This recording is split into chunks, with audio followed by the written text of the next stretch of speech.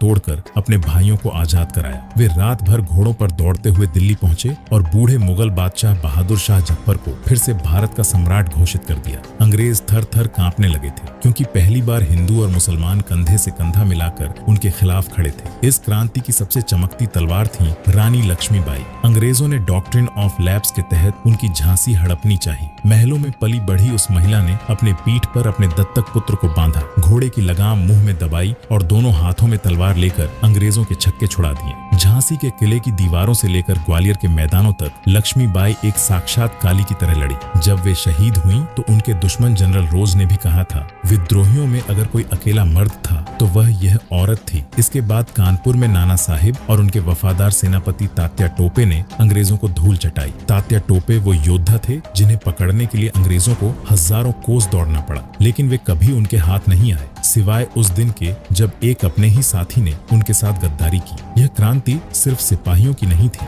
गांवों के किसानों ने हाथ में कुल्हाड़ी और डंडे लेकर अंग्रेजों की चौकियों पर हमला किया। अंग्रेजों ने इस क्रांति को दबाया और उन्होंने ऐसी क्रूरता दिखाई जो इंसानियत को शर्मसार कर दे।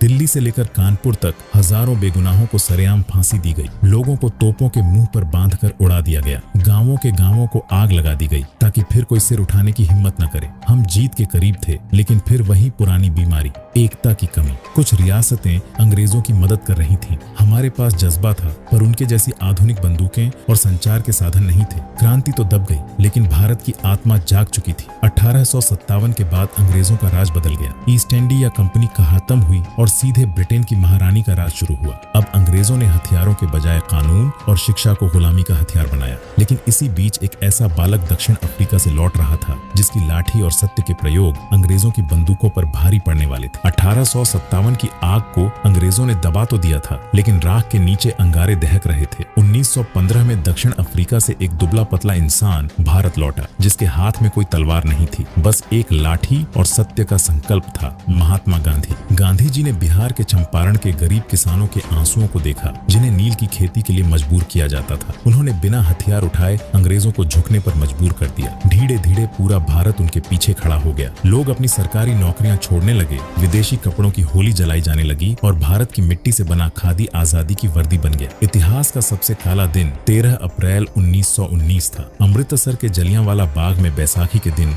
हजारों लोग शांति से सभा कर रहे थे। जनरल डायर ने बिना किसी चेतावनी के इकलौते दरवाजे को बंद करवाया और निहत्थे मासूमों पर गोलियां चलवा दी। लोग जान बचाने के लिए वहां बने कुएं में कूदने लगे। लाशों से कुआं भर गया, लेकिन डायर की बंदूकें नहीं रुकी। उस दिन उस बाग की मिट्टी लाल हो गई थी। उस मिट्टी को देखकर एक 12 साल के बच्चे ने कसम खाई कि वह इस जुल्म का बदला लेगा। उस बच्चे का नाम था ऊधम सिंह। एक तरफ गांधी जी का अहिंसा मार्ग था, तो दूसरी तरफ उन युवाओं का जोश था जो कहते थे कि बहरों को सुनाने के लिए धमाकों की जरूरत होती है। जब लाला लाजपत राय पर लाठियां बरसाई गईं और उनकी मौत हुई, तो भगत सिंह और उनके साथियों ने इसका बदला सैंडर्स को मार कर लिया। भगत सिंह ने असेंबली में बम फेंका, लेकिन किसी को मारने के लिए नहीं, बल्कि सोए हुए भारत को जगाने के लिए। उन्होंने भागने के बजाय गिरफ्तारी दी और 23 मार्च 1931 की वो रात, जब पूरा भारत सिसक रहा था, तब 23 से 24 साल के ये नौजवान मेरा रंग दे बसंती चोला गाते हुए हंसते हंसते फांसी के फंदे पर झूल गए। उनकी शहादत ने देश के बच्चे बच्चे को क्रांतिकारी बना दिया। उस समय आम आदमी का जीवन कैसा था? नमक जैसी जरूरी चीज पर भी अंग्रेजों ने टैक्स लगा दिया था। तब गांधी जी ने दांडी यात्रा निकाली। सड़कों पर हजारों लोग उनके साथ पैदल चल रहे थे। महिलाएं जो घरों से बाहर नहीं निकलती थीं, वे शराब की दुकानों के सामने धरना देने लगी। भारत अब डरना भूल चुका था। इलाहाबाद के अल्फ्रेड पार्क में जब चंद्रशेखर आजाद को अंग्रेजों ने घेर लिया, तो उन्होंने अपनी आखिरी गोली खुद को मार ली। उन्होंने कहा था, आजाद ही रहे हैं, आजाद ही रहेंगे।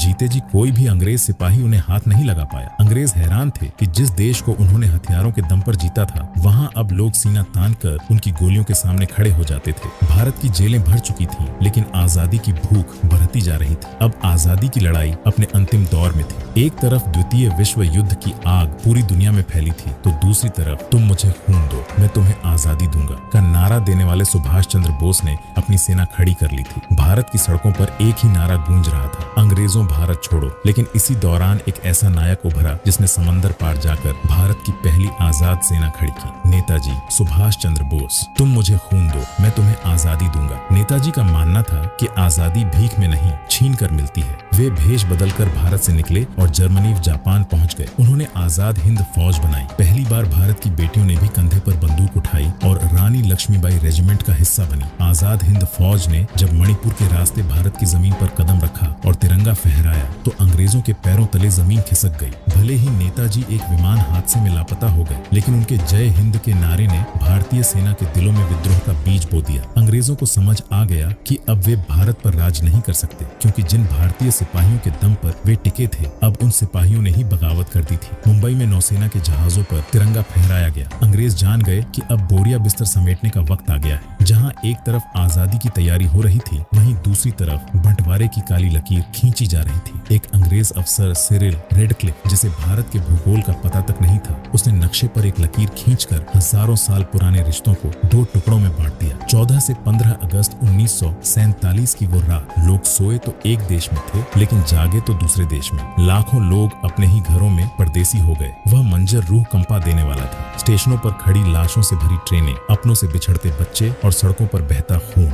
हजारों महिलाओं ने कुओं में कूदकर अपनी जान दे दी ताकि उनकी अस्मत बची रहे। वह आजादी हमारे पूर्वजों के खून और आंसुओं से सनी हुई थी। रात के 12 बजे जब पूरी दुनिया सो रही थी, भारत आजादी की नई सुबह में जाग रहा था। पंडित नेहरू ने लाल किले से तिरंगा फहराया। लोगों की आंखों में दो तरह के आंसू थे, एक आजादी की खुशी के और दूसरे अपना घर बार खोने के गम के। उस समय के बुजुर्ग बताते हैं कि कैसे रातों रात सगे दोस्त दुश्मन बन गए और कैसे कुछ फरिश्तों ने अपनी जान पर खेलकर अपने पड़ोसियों को बचाया। आजादी के उस जश्न में महात्मा गांधी शामिल नहीं थे। वे बंगाल के गांवों में दंगों की आग बुझा रहे थे। अंग्रेज भारत को कंगाल छोड़कर गए थे, लेकिन हमारे पास एक मजबूत जज्बा था। हमने अपना संविधान बनाया। सरदार पटेल ने बिखरती हुई रियासतों को एक धागे में पिरोकर अखंड भारत का निर्माण किया। अंग्रेज जब भारत छोड़कर गए तो वे हमें एक ऐसा देश देकर गए थे जहां सुई तक नहीं बनती थी। उन्होंने भविष्यवाणी की थी कि भारत टूटकर बिखर जाएगा, लेकिन उन्हें हमारे लौह पुरुष की ताकत का अंदाजा नहीं था। आजादी के वक्त भारत 562 छोटी बड़ी रियासतों में बंटा था। अंग्रेजों ने चाल चली थी कि जो राजा चाहे वो आजाद रह सकता है। जूनागढ़ से लेकर हैदराबाद तक बगावत के सुर थे, लेकिन सरदार वल्लभ भाई पटेल ने अपनी फौलादी इच्छा शक्ति से उन सबको एक किया। अगर आज आप बिना पासपोर्ट के दिल्ली से हैदराबाद या कन्याकुमारी तक जा सकते हैं, तो यह उस महापुरुष की देन है। उन्होंने अखंड भारत की नींव रखी।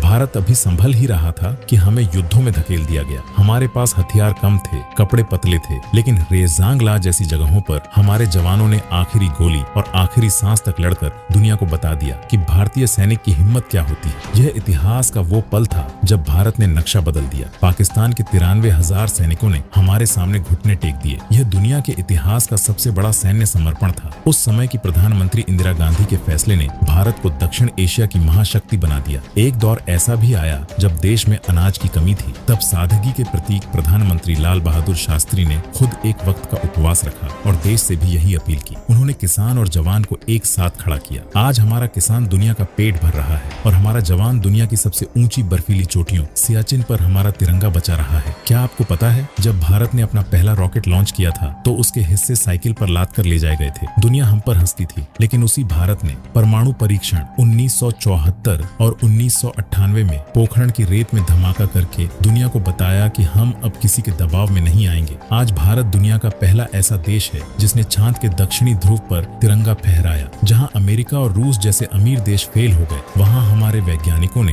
अपनी कम लागत वाली तकनीक से करिश्मा कर दिखाया। आज का भारत बदल रहा है। जहां कभी साक्षरता कम थी, आज वहां का युवा डिजिटल क्रांति ला रहा है। आज गांव के छोटे छोटे लड़के यूट्यूब और इंटरनेट के दम पर दुनिया तक अपनी बात पहुंचा रहे हैं। यह वही आजादी है जिसका सपना भगत सिंह और आजाद ने देखा था। आज भारत दुनिया की 5वीं सबसे बड़ी अर्थव्यवस्था है। हम मंदिर भी बना रहे हैं और आधुनिक अस्पताल भी। हम अपनी प्राचीन संस्कृति योग और आयुर्वेद को भी दुनिया तक पहुंचा रहे हैं और AI व स्पेस टेक्नोलॉजी में भी आगे हैं। तो दोस्तों, ये था हमारे प्यारे भारत का हजारों साल का वो सफर जिसे हमने पत्थरों के औजारों से शुरू किया और आज चांद के दक्षिणी ध्रुव तक पहुंचा दिया है। इस मिट्टी ने हजारों जख्म सहे, हजारों बार इसे लूटा गया, जलाया गया, लेकिन ये भारत की आत्मा ही है जो हर बार राख से उठ खड़ी हुई। हमने चाणक्य की नीति देखी, महाराणा का स्वाभिमान देखा, शिवाजी का स्वराज देखा और भगत सिंह का वो अमर बलिदान भी। इतिहास हमें ये नहीं सिखाता कि हम कितनी बार हारे, इतिहास हमें ये याद दिलाता है कि हम कितनी बार फिर से लड़ने के लिए खड़े हुए। आज जब आप आजाद हवा में सांस ले रहे हैं तो याद रखिएगा कि इसके पीछे उन करोड़ों गुमनाम नायक नायिकाओं का खून और पसीना है, जिनका नाम शायद पन्नों में दब गया, लेकिन उनका एहसान इस मिट्टी पर हमेशा रहेगा। उम्मीद है भारत के संपूर्ण इतिहास की ये सीरीज आप